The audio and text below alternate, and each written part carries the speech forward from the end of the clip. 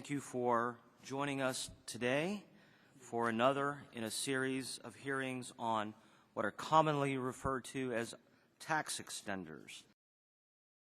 As we learned from the last subcommittee hearing, so many expired provisions that are under consideration today enjoy broad bipartisan support.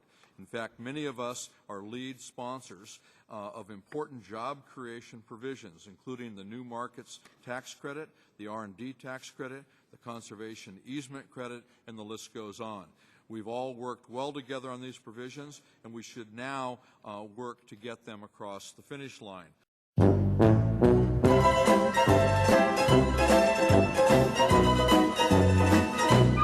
I'm here to urge you to extend certain critical programs that support economic development, housing, and community development. Some of these successful job-creating programs expired in 2011, while others were deemed not traditional extenders in 2010, regardless of their proven effectiveness. The New Markets Tax Credit, Build America Bonds, Empowerment Zones, and the Low-Income Housing Tax Credits have created hundreds of thousands of jobs and housing units across the country. These programs play a vital role in encouraging investment in our communities.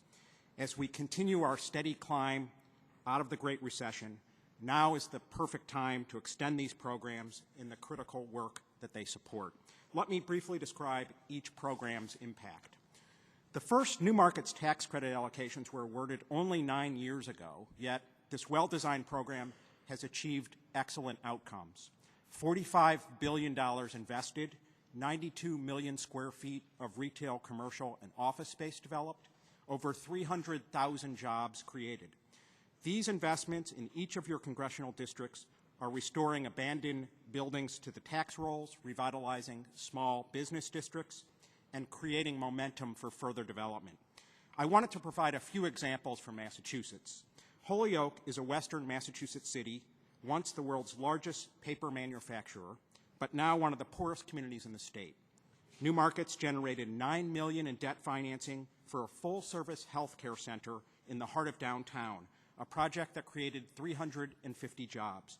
A few blocks away, a world-class computer technology center, a $168 million project, is under construction with 600 jobs already created. Universities, including Harvard and MIT, are actively supporting this initiative.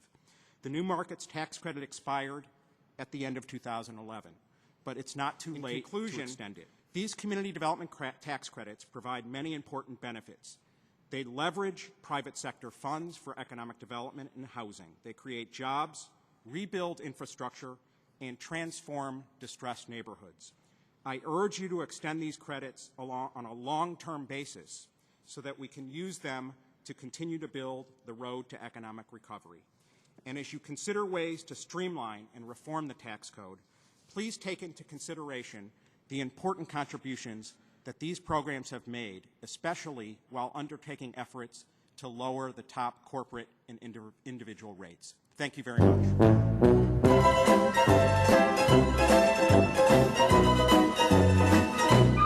you. Dr. White, some of the work that GAO has done on the New Market Tax Credit suggests that we should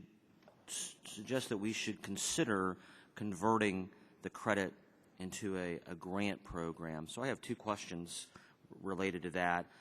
First, since 2003, the program's cost to the Treasury has been about $5.25 billion.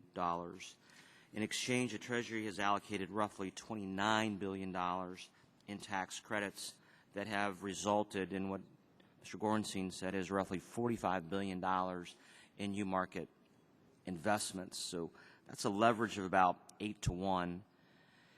In addition, some estimates are that 300,000 jobs were created or retained at a cost of about $17,000 per job.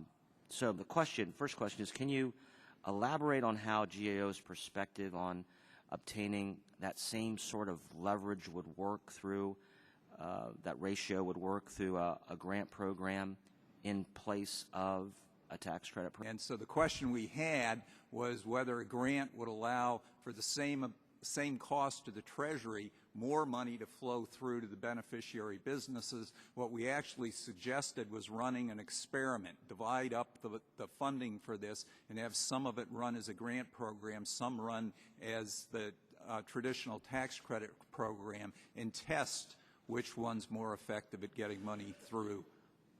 Well, it seems to me that one of the driving factors in GAO's conclusion of the grant program operation is that the tax credits are running at a discount. But certainly the economy and the recession have probably intensified that issue.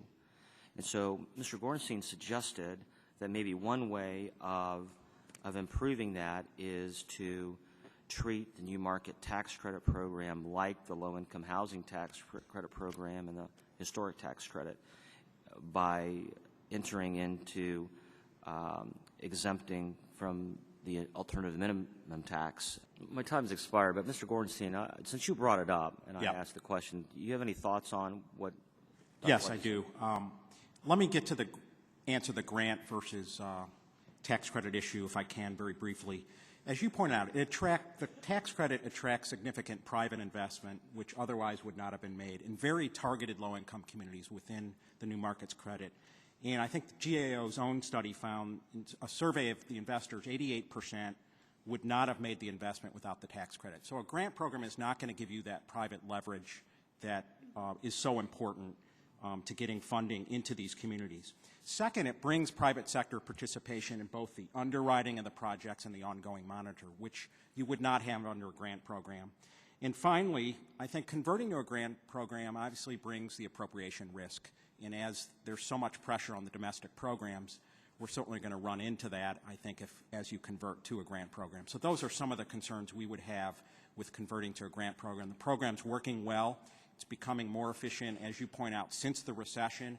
After the two-year extension that Congress provided to the new markets, we've seen the yields going up. We've seen the investments increasing, record levels in 2011. So I think we're on the right path.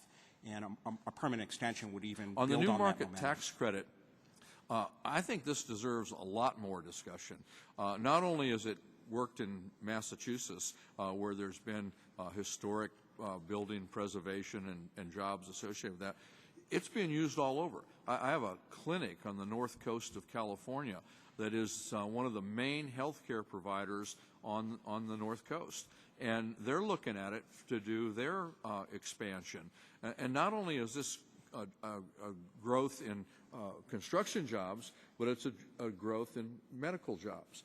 You know this, doctors, nurses, nurse practitioners, all the folks who not only are good jobs, but when you're all done, you've got good infrastructure and you've got a healthier community, which saves us money in the future as well. On behalf of Mr. Neal, Mr. Gorenstein, I'd like to ask you his question.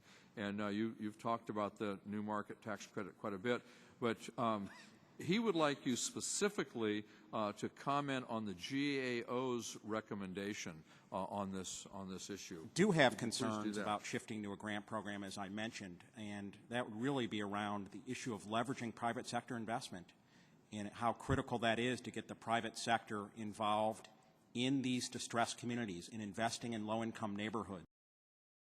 Thank you, Mr. Chairman. First of all, thank you, both Mr. White and Mr. Gorenstein, on your further thoughts on this issue of the new markets tax credit. And particularly, Mr. Gorenstein, I share your view on keeping the program as is and growing it in terms of the amount of allocation that's available each year over a longer period of time.